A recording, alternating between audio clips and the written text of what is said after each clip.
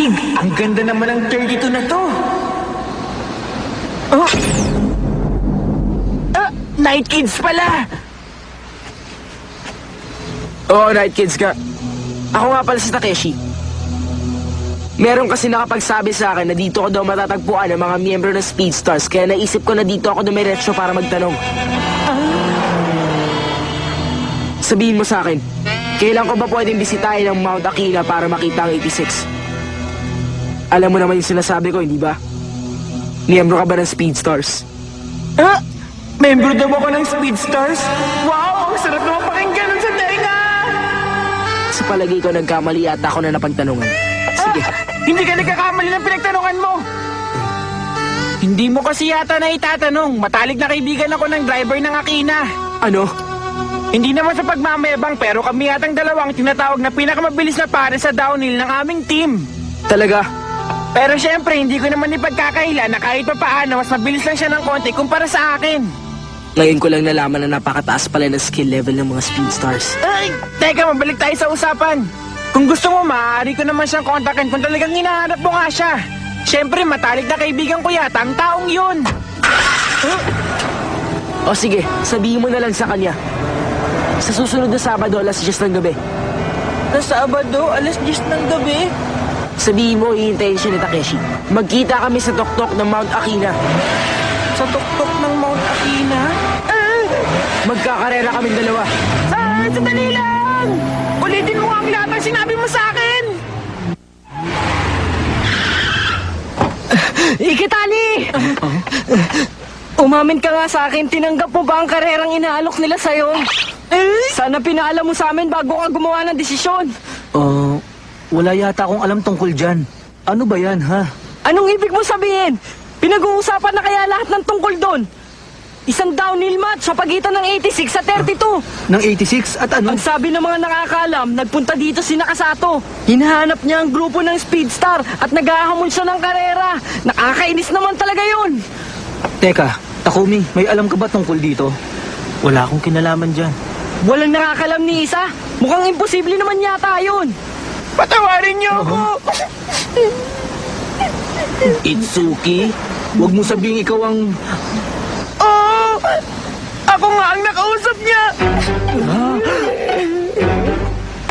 Patawarin niyo ako! Kahapon nagpunta siya dito sa atin, kaya lang wala pareho si Ikitani at Takumi, kaya ako na lang ang nakipag-usap sa kanya.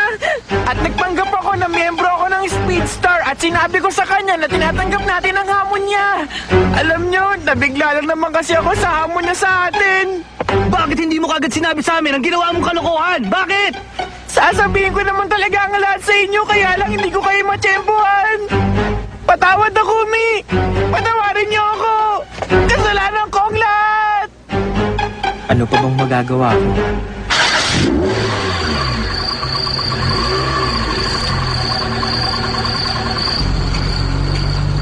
Oh, ito.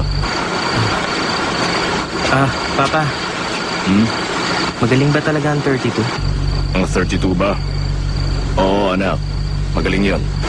Sa tingin nyo ba may chance ang matalo ko yun pagdating sa downhill?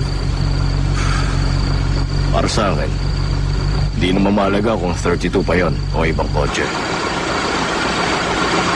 Sa palagay nyo ba, kakayanin ko yun? Ewan ko. Pero sigurado magiging maganda ang laban ninyo. Bakit mo ba ako tinatanong?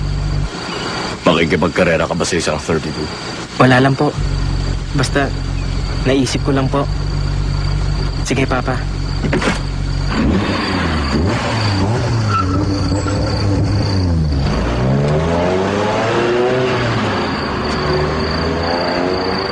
Ang susunod niyang kalaban ay 32. Sa tingin ko dapat kong baguhin ang settings ng 86.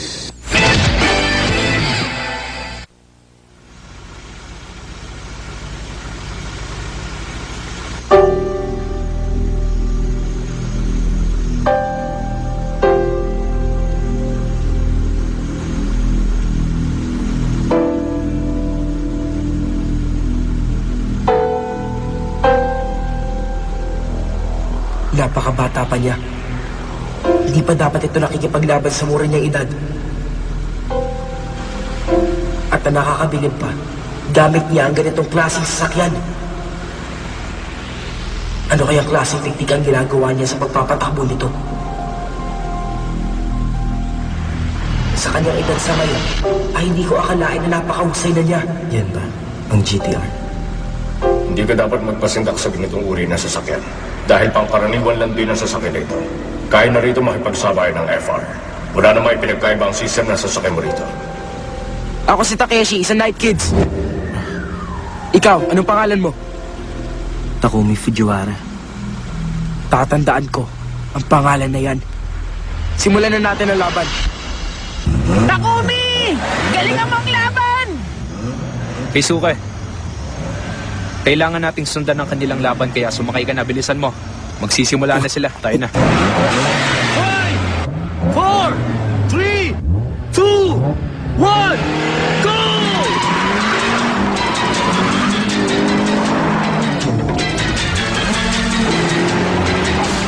Nauna na ang 32! Kahit pa, hindi magpapatalo si Takumi.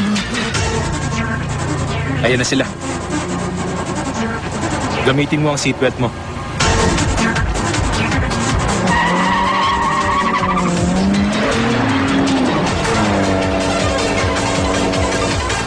FC, ang magkapatid na Takahashi. Kasali rin ba Ano gagawin nila?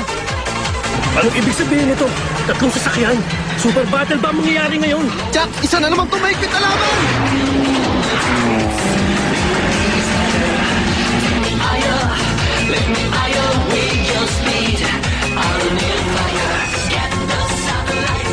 Maganda ang balance ng GTR. Mabilis to kaya dapat kong pag-aralin. Magawa ko kayang abutan niya. Hindi niya ako maunahan dito sa straightway. Titiyakin ko sa kanya na ako ang magaling dito. Lalo na kapag dumating na kami sa corner. Sisiguruhin ko na mawawalan siya ng pagkakataon.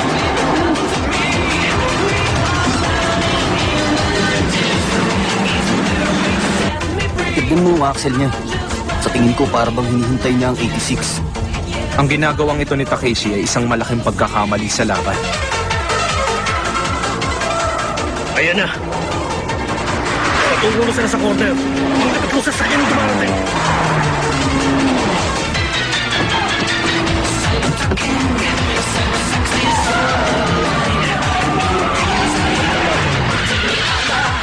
Magaling. Tama nga ang sinabi ni Bunta. Hindi ba rito? Ang bilis na nakalapit sa akin.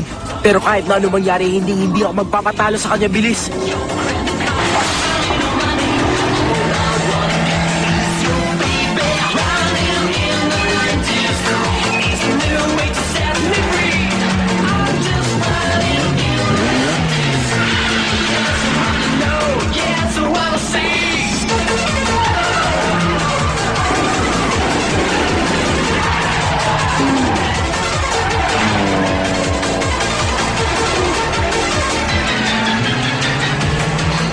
Nakikita mo ba kung paano siya kumilos?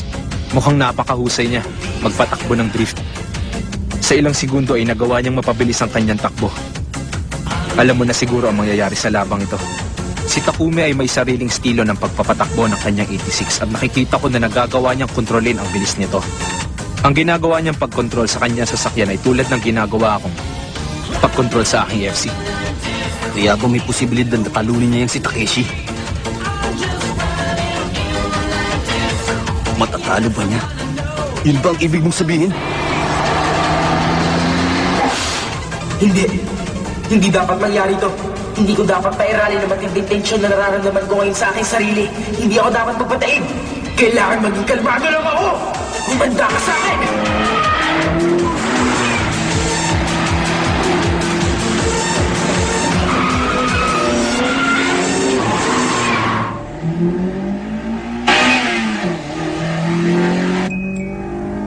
Ba't ganito?